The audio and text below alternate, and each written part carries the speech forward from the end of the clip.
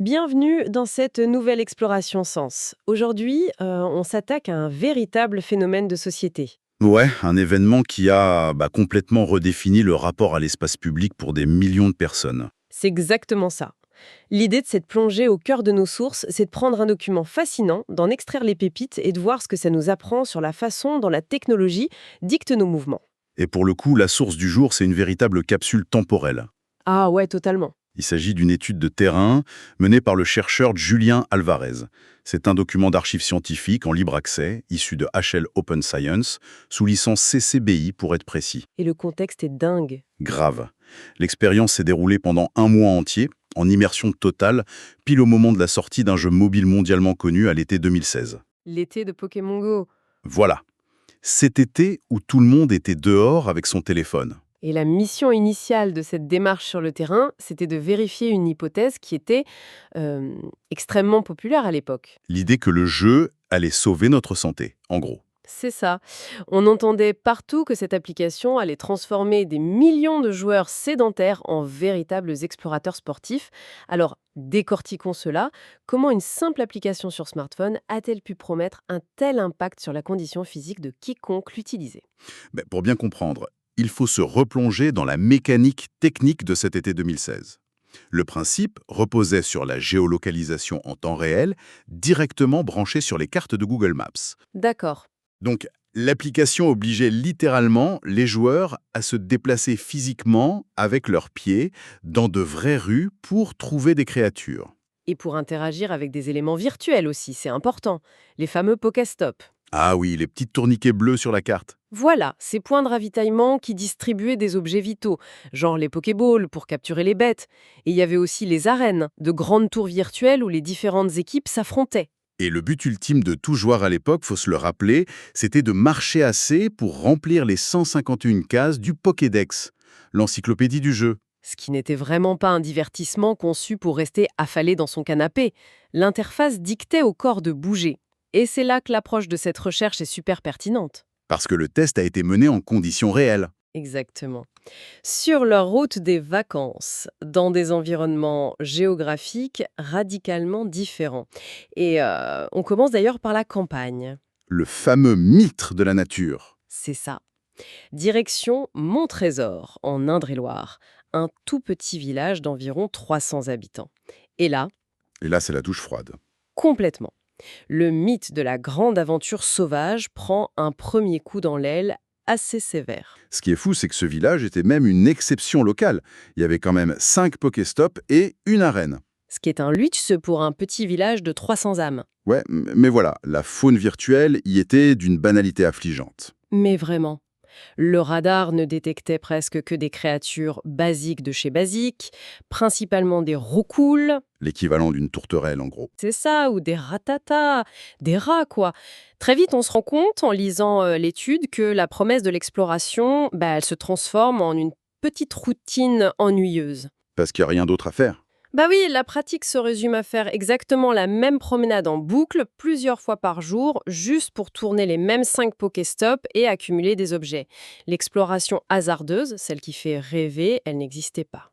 Ce qui est fascinant ici, c'est de voir comment l'image d'Épinal du dresseur partant à l'aventure dans les herbes hautes s'effondre face à la réalité géographique et au code informatique. On a tous en tête cette idée romantique, tu sais, d'aller chercher des monstres rares au fin fond d'une forêt mystérieuse. Mais la technologie en a décidé autrement. Et ça devient encore plus flagrant avec l'étape suivante du voyage du chercheur, la montagne. Ah, la montagne, l'arrivée dans le massif du Dévoluy dans les Hautes-Alpes. On est à 1500 mètres d'altitude. Le cadre de rêve. Totalement. Les sentiers de randonnée sont magnifiques, l'air est pur. Franchement, c'est le cadre parfait pour une chasse épique. Sauf que ces sentiers majestueux étaient des déserts numériques absolus. Le néant. Le vide total, totalement vide de la moindre créature. Pas un seul pixel à capturer sur kilomètres de marche en pleine nature. Et puis, au-delà de l'absence de créatures, faut rajouter les contraintes matérielles de l'époque. Ah oui, l'enfer du réseau. Bah ouais, en 2016, la couverture réseau en montagne, c'était très souvent la zone blanche. Le signal GPS sautait constamment. L'auteur a testé ça avec la version 0.33.0 de l'application sur un iPhone 6 et un Sony Xperia.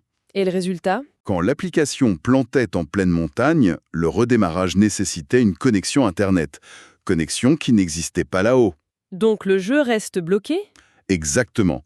Résultat, les kilomètres d'ascension physique, les vrais efforts sportifs, n'étaient même plus comptabilisés par le système. La frustration absolue pour le joueur qui pensait allier sport et jeu. Et le comble de cette étape montagnarde, c'est la conclusion sur la meilleure technique de chasse locale. Ah ça, c'est ironique au possible. Pour trouver de l'animation virtuelle, il fallait redescendre de la montagne, prendre la direction des villes voisines, genre Gap ou Vence, et aller se promener, Sur le parking du supermarché local. exactement, sur le parking bitumé du supermarché. C'est ce paradoxe qui rend l'observation si pertinente pour quiconque s'intéresse à nos usages numériques. Sur un simple parking goudronné entre deux rangées de voitures ou près des caddies, il était possible de trouver 3 ou 4 créatures différentes en seulement 15 minutes. Alors que des heures de randonnée ne donnaient rien. La nature sauvage nous valait rien, algorithmiquement parlant. C'est le triomphe du safari de supermarché sur l'expédition à haute montagne. C'est fou. Mais si on parle de paradoxe, il y a un aspect de cette immersion qui a totalement inversé notre rapport à un autre type de mobilité. La voiture? Ouais, l'impact de l'application sur la conduite automobile. On parle quand même d'un jeu censé faire marcher les gens, au départ, je le rappelle. Tout à fait. Et ça, c'est dû à une mécanique très spécifique du jeu, les œufs virtuels. Comment ça marchait déjà pour ceux qui auraient oublié? Pour faire éclore ces œufs et obtenir des créatures rares, l'application demandait de parcourir des distances précises, 2, 5 ou 10 km. D'accord. Mais, et c'est un gros mais, le radar intégrait une limite stricte. Si la vitesse de déplacement dépassait les 18 km/h, le compteur se bloquait. Le jeu considérait que tu trichais, que tu n'étais plus à pied ou à vélo lent. C'est ça. Et le résultat sur le comportement humain décrit dans l'étude est juste hilarant. Du jour au lendemain, des milliers de personnes se sont mises à faire l'éloge de la lenteur en voiture. L'éloge des bouchons. Dans les ruelles désertes de certains villages, les voitures se mettaient à rouler au pas, bien en dessous de la limite autorisée, uniquement pour que le GPS valide les kilomètres de l'œuf virtuel. Ce qui est super révélateur de la puissance de cette gamification, c'est vraiment la transformation des moments de stress habituels en moments d'euphorie. Ah oui, les embouteillages denses ou les longues files d'attente interminables au péage d'autoroute sur la route des vacances, C'est devenu des aubaines. mais oui. Être coincé pare-choc contre pare-choc sur l'autoroute offrait soudainement la fenêtre de tir parfaite pour capturer des bêtes sans jamais dépasser les fameux 18 km/h. L'application a littéralement réussi l'exploit de rendre les bouchons joyeux. C'est un exploit social. Mais au-delà du sourire, ça pose des vraies questions d'attention et de sécurité. Transformer un péage en zone de chasse, ça soulève des problèmes évidents. J'imagine, oui. Les développeurs chez Niantic ont très vite dû intégrer des messages d'avertissement. Une petite alerte demandant de confirmer qu'on ne jouait pas en conduisant. Un système d'alerte qui était d'ailleurs super capricieux, si je me souviens bien de l'étude. Très perfectible, ouais. Il se déclenchait parfois de manière totalement intempestive à cause d'un simple saut de localisation du GPS. Genre quelqu'un qui faisait un petit jogging un peu soutenu dans un parc pouvait recevoir l'alerte de vitesse réservée aux voitures. C'est ça. Mais le simple fait qu'une entreprise de la Silicon Valley doive coder en urgence une alerte de vitesse routière prouve à quel point cet outil technologique a modifié l'espace routier physique en temps réel. C'est un exemple frappant de la réalité alternée en action. Exactement. Et justement, prenons un instant pour clarifier ce terme de réalité alternée. Parce que C'est là que ça devient vraiment intéressant. Après la campagne de Mon Trésor et la voiture, l'observateur du chercheur se déplace en milieu urbain. le retour à la ville. Voilà, à Loches d'abord, une ville de 6000 habitants, puis carrément dans de grosses métropoles comme Lille et Lyon. Et c'est là qu'on comprend vraiment ce concept. Oui, parce que la réalité alternée, il faut bien la différencier de la simple réalité augmentée, qui se contente de superposer une image sur l'écran du téléphone. La réalité alternée, c'est l'idée qu'une couche de données virtuelles vient carrément modifier la valeur, l'usage et la perception de la réalité physique. D'accord. Et en ville, cette couche de données crée une abondance vertigineuse pour le joueur. C'est le jour et la nuit avec la campagne. L'étude montre que dans le vieux Lyon, on pouvait trouver jusqu'à 4 Pokéstops sur un seul carrefour. 4 au même endroit. Et les créatures rares surgissaient à chaque coin de rue. La reine du petit village de Mon Trésor, elle changeait de main 1 ou 2 fois par jour, grand maximum. Et à Loches, À Loches, c'était toutes les heures. La fracture numérique entre le rural et l'urbain est colossale. si on relie cela à une perspective plus large, cette fracture n'est pas qu'un simple hasard de code informatique. Elle illustre parfaitement le modèle économique sous-jacent, le modèle du capitalisme virtuel. Et pour notre public qui s'interroge souvent sur la gratuité apparente de ces applications ludiques, c'est ici que ça devient crucial de prêter attention. La densité urbaine attire les données. Et ces données, elles génèrent du profit. Les points d'intérêt du jeu sont connectés aux zones commerciales. D'ailleurs, la démarche de Julien Alvarez sur le terrain a mis en lumière un fait assez troublant sur la gestion de cet espace virtuel par les éditeurs. Oui, l'histoire des photos de mon trésor. C'est ça. L'auteur a pris une trentaine de photographies de lieux historiques tout à fait valables à Mon Trésor. Des monuments, des plaques, bref, du patrimoine. Et il les a soumises à Niantic, l'éditeur de l'application. Dans le but de créer de nouveaux points d'intérêt ruraux pour équilibrer un peu le jeu. Exactement, une vraie démarche de valorisation du patrimoine rural. Eh bien, ça a été purement et simplement rejeté. L'interface n'acceptait plus de propositions gratuites des joueurs à ce moment-là. La porte était fermée. Mais dans le même temps, de l'autre côté du globe, des partenariats financiers massifs se mettaient en place. Comme au Japon, avec la fameuse chaîne McDonald's. Absolument.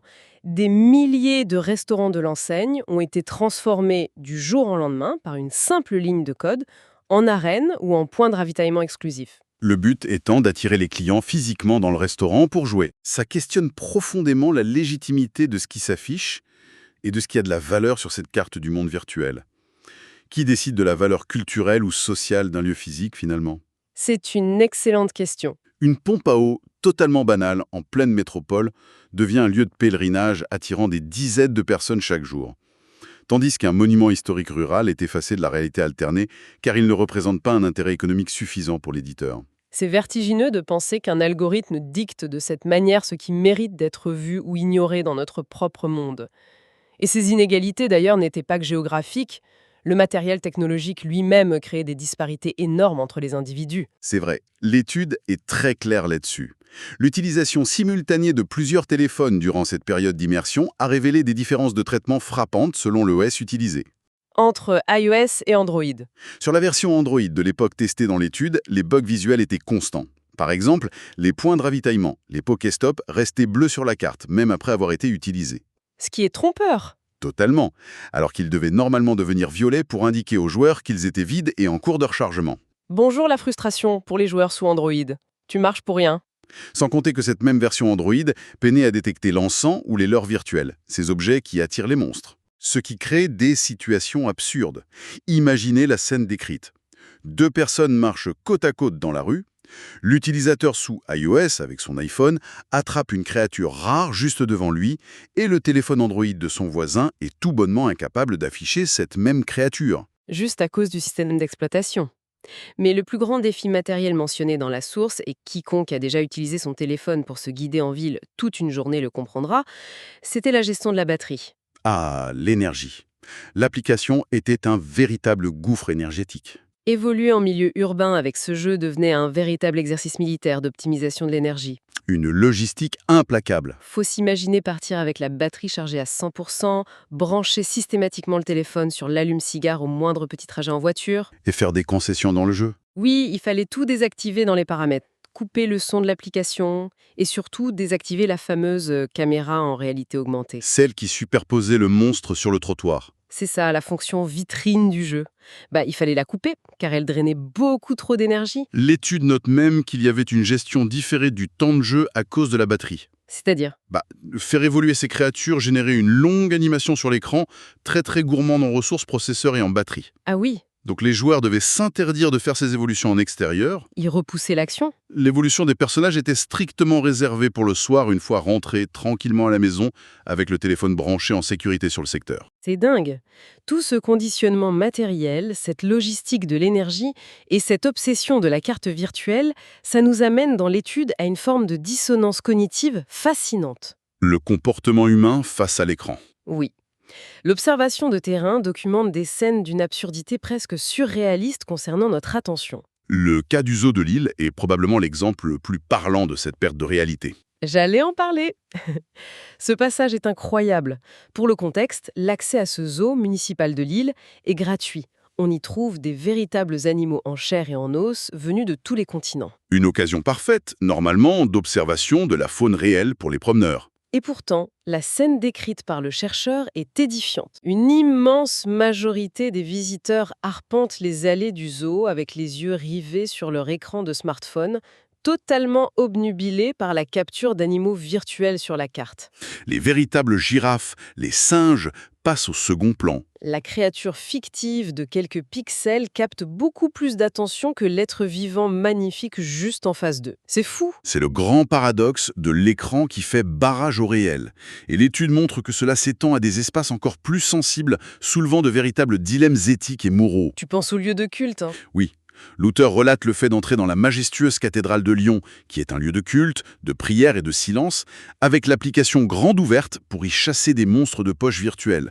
La question du respect du lieu se pose immédiatement. C'est un choc des mondes. L'architecture sacrée face au divertissement de masse. Et d'ailleurs, l'étude rappelle que ce n'était pas un cas isolé au niveau mondial.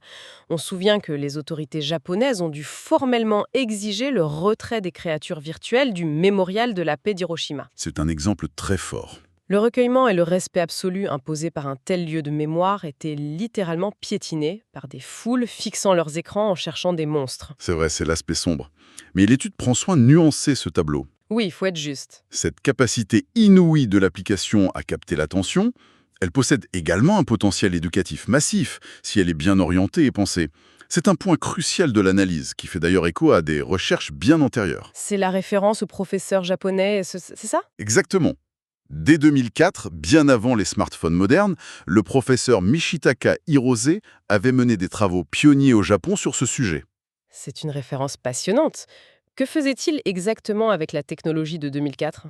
Il avait équipé des enfants visitant un musée des sciences à Tokyo avec ce qu'il appelait des Wallstones. Des Wallstones? C'était de petits terminaux portables qui ressemblaient beaucoup, visuellement, aux fameux Tamagotchi des années 90. D'accord. Et ces appareils guidaient les enfants dans les couloirs du musée, et surtout ils débloquaient des créatures virtuelles uniquement lorsque les enfants s'arrêtaient devant certaines expositions spécifiques. L'ancêtre de la réalité mixte à but pédagogique, en somme. Utiliser la soif de la récompense ludique pour forcer l'attention de l'enfant sur une connaissance bien réelle. C'est exactement l'idée. Et on retrouve un peu de ça dans l'expérience de Pokémon Go de 2016. L'application a quand même permis aux joueurs de découvrir des petites fontaines cachées ou de vieilles peintures murales dans le vieux Lyon que même les riverains ne remarquaient plus depuis des années. Le potentiel de ce qu'on appelle un serious game à l'échelle mondiale était là. Mais, comme l'a si bien montré l'anecdote du zoo de Lille, la ligne de crête est très fine. Trop fine parfois. Si la mécanique ludique est trop puissante, trop prenante, la récompense virtuelle cannibalise l'attention du joueur et efface totalement le support réel qui était censé être mis en valeur. Mais là où l'ingéniosité humaine finit toujours par nous surprendre, c'est face à l'effort physique demandé par ce jeu. Ah, la triche. Bah oui, quand le jeu demande trop de marche ou trop d'attention, la malice prend très vite le dessus pour contourner les règles. Et les failles techniques, les fameux glitches trouvés par les joueurs et documentés dans l'étude pour éviter de bouger, sont absolument fantastiques. La recherche du moindre effort est une constante dans l'histoire des technologies ludiques. On ne se refait pas. L'observation sur le terrain a d'ailleurs relevé une faille particulièrement comique liée à la précision capricieuse du GPS en intérieur. Histoire de la salle de bain ? C'est ça, l'histoire du téléphone laissé dans les toilettes ou la salle de bain. Dans cette pièce précise du logement, le signal rebondissait mal. Le téléphone se mettait à jongler en permanence, à chercher sa position entre deux satellites éloignés. Et sur l'écran, ça donnait quoi ? Sur l'écran, l'avatar virtuel se mettait à courir tout seul, en boucle, très vite, entre deux points de la rue à l'extérieur. Sans que le joueur ne fasse le moindre pas réel. Rien du tout. Il suffisait de laisser le téléphone posé sur le bord du lavabo, d'aller regarder la télé, pour accumuler des kilomètres virtuels et faire éclore ces fameux œufs qui demandaient normalement de longues marches en extérieur sous le soleil. L'optimisation par excellence. Mais attends, il y a encore mieux. Pour ceux qui n'avaient pas la chance d'avoir un GPS capricieux dans leur salle de bain, il y avait la solution matérielle. Le robot aspirateur. Oui, des gens attachaient carrément leur smartphone sur le dos de leur aspirateur robot avec du scotch. C'est merveilleux de créativité. Pendant que le robot faisait des allers-retours dans tous les sens pour nettoyer le grand salon, le téléphone engrangeait les précieux kilomètres sur le jeu. C'est une réaction très humaine face à la contrainte. L'étude fait d'ailleurs un parallèle très juste, très pertinent avec l'époque de la sortie de la console Nintendo Wii. Ah, la Wii, hein. Cette console devait, sur le papier, révolutionner la pratique du jeu vidéo en imposant le mouvement corporel global dans le salon. Fini d'être assis, il fallait bouger tout son corps. Oui, je me souviens des grandes promesses des publicités, faire du sport devant la télévision avec des matchs de tennis endiablés, transpirer dans son salon. Exactement. C'était la grande promesse. Mais combien de temps a-t-il fallu aux joueurs pour comprendre qu'il n'était pas du tout nécessaire de se lever du canapé et de mimer un véritable revers majestueux avec le bras raies? Pas très longtemps, non? Bah non. En restant confortablement affalé dans le canapé, un simple petit coup de poignet sec avec la manette suffisait amplement à tromper les accéléromètres et à remporter le match virtuel avec la puissance maximale. Avec l'aspirateur robot ou le téléphone laissé en plan dans la salle de bain, on retrouve exactement ce même mécanisme de contre-ornement. Et selon l'étude, ça prouve une chose très claire sur notre psychologie. Laquelle? L'effort physique n'est consenti et toléré par l'humain que si le ratio entre la dépense énergétique réelle et la récompense virtuelle est perçu comme favorable et surtout immédiat. Ce qui nous ramène directement à la question de départ de cette immersion d'un mois du chercheur Juler Alvarez. Alors qu'est-ce que tout cela signifie? L'hypothèse de base, cette idée d'une transformation des foules sédentaires en grands explorateurs sportifs, est-ce qu'elle résiste à l'épreuve des faits sur le terrain? Le bilan tiré de l'étude semble particulièrement nuancé. D'un côté, il est indéniable que l'application a réussi un tour de force historique. On ne peut pas lui enlever ça. Elle a réellement poussé des millions de personnes à franchir le pas de leur porte. Elle a créé des rassemblements spontanés immenses dans les parcs publics. Des marées humaines. Et elle a favorisé des rencontres intergénérationnelles totalement inattendues au détour d'un trottoir ou d'un Pokéstop. Le phénomène de société vidéoludique était bien réel. La magie a opéré. Oui, Mais, et c'est le grand enseignement de ce document, les limites posées à cette utopie du joueur devenu grand sportif sont très strictes. très dur. L'effort physique est en fait hautement conditionnel. Comme l'expérience dans le massif du Dévolué l'a cruellement prouvé, personne ne va consentir à l'effort de grimper un sommet difficile en montagne juste pour valider un point virtuel isolé. La récompense ne vaut pas la sueur. La contrainte de l'effort doit donc être soit totalement invisible dans le quotidien du joueur, soit parfaitement intégrée dans un parcours urbain déjà facilité, de préférence pavé, plat et rempli de récompenses à chaque carrefour pour maintenir l'attention en éveil. Et puis, la fracture numérique crée de fait une discrimination évidente dans cette promesse de santé publique ludique. Tout le monde n'a pas la même incitation à marcher. Ça dépend grandement de son lieu d'habitation, urbain ou rural, ou même de la qualité et du modèle de son téléphone, iOS ou Android. Et si on amène cette réflexion un pas plus loin, au-delà de la simple anecdote vidéoludique de l'été 2016, on touche à un enjeu crucial pour notre futur collectif. C'est clair. L'importance de cette dynamique pour quiconque s'intéresse à la façon dont la technologie opère. Cette observation de terrain est essentielle à comprendre pour analyser la façon dont nos infrastructures numériques invisibles opèrent aujourd'hui. C'est fascinant et un peu effrayant quand on y pense. Sous couvert d'un simple divertissement ludique à l'époque, ou même aujourd'hui, via d'autres biais comme une application de livraison de repas ou de navigation GPS automobile, la technologie peut littéralement dicter la trajectoire de nos mouvements au quotidien. Elle modifie nos trajets. On fait un détour à pied, on ralentit en voiture sans s'en rendre compte, on regarde et on s'arrête à un carrefour plutôt qu'à un autre, juste parce qu'une interface nous y incite. Cela soulève une question importante, une réflexion finale à méditer pour notre public. On t'écoute. Si de simples entreprises privées, via des algorithmes ludiques ou utilitaires, ont désormais le pouvoir technologique de transformer instantanément un carrefour silencieux en un lieu de rassemblement massif, ou de rendre un péage d'autoroute soudainement amusant, ou même d'effacer de la carte l'intérêt d'un patrimoine historique rural car il ne rapporte rien, Qui tient vraiment les rênes de nos villes? c'est exactement ça. Qui contrôle réellement l'espace public physique dans lequel nous évoluons et nous marchons chaque jour? Est-ce la municipalité avec ses plans d'urbanisme, ses trottoirs physiques et l'aménagement de ses parcs? Ou est-ce l'algorithme d'un serveur distant, en Californie ou ailleurs, capable de dépasser les foules et l'attention sur simple pression d'une ligne de code? La privatisation invisible de notre géographie quotidienne par la réalité alternée. C'est une réflexion fondamentale qui dépasse très largement le cadre d'un simple écran de jeu pour attraper des monstres. Une excellente réflexion, très profonde, pour clôturer notre immersion du jour. La réalité alternée n'a visiblement pas fini de redessiner nos cartes et nos comportements. Merci à tous d'avoir suivi cette analyse approfondie. On espère que ça vous a fait réfléchir sur vos propres déplacements. Et on se retrouve très vite pour une nouvelle plongée au cœur de nos sources. À la prochaine. Merci beaucoup d'avoir suivi ce décryptage. Et si vous voulez aller plus loin, n'hésitez pas à faire un tour sur le site ludoscience.com. C'est une mine d'or d'informations